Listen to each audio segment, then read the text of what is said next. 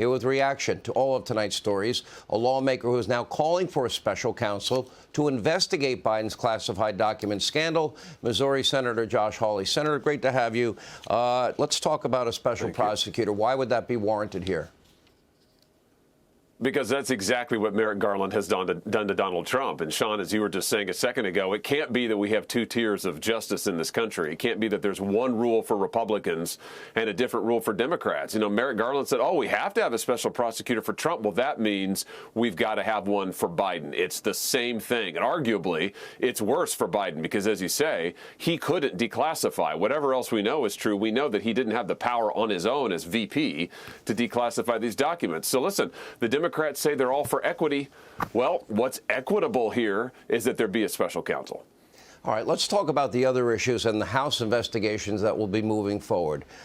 We have Jim Jordan, Judiciary. He'll be looking into the into the DOJ and the FBI. James Comer looking into the Biden family syndicate. These are all stories you have followed. Anthony Fauci, the origins of COVID, the botched withdrawal out of Afghanistan. How important are these investigations? Because the media mob, Democrats, they want to dismiss them before they ever get started.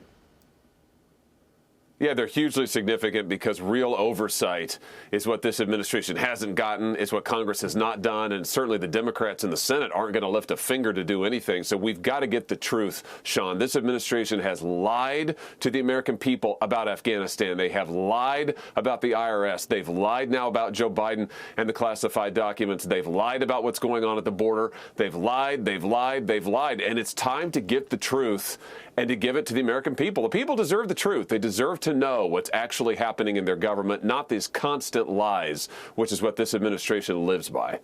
Senator, let me ask you what happened over Christmas. I couldn't believe my eyes. Here was an opportunity for Senate Republicans to pass a continuing resolution, but yet they were hell-bent to go forward with an omnibus bill that had a lot of reckless spending by all accounts.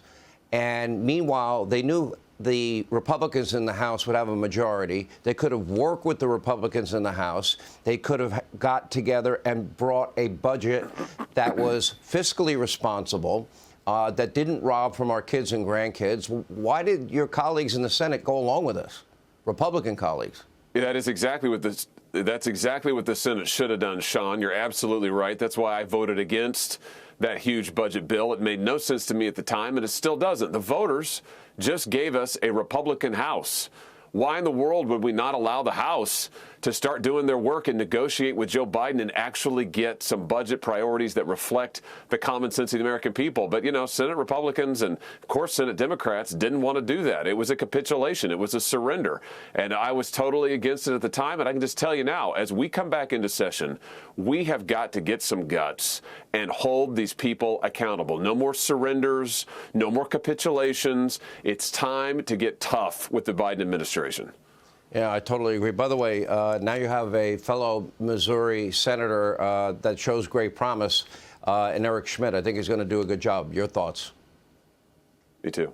Oh, absolutely. I can't wait to work with him. He's going to be tremendous, and we've got a lot of work to do. There's a lot of accountability to be had, Sean, and there's a lot of fighting we need to do for the people of Missouri and the American people.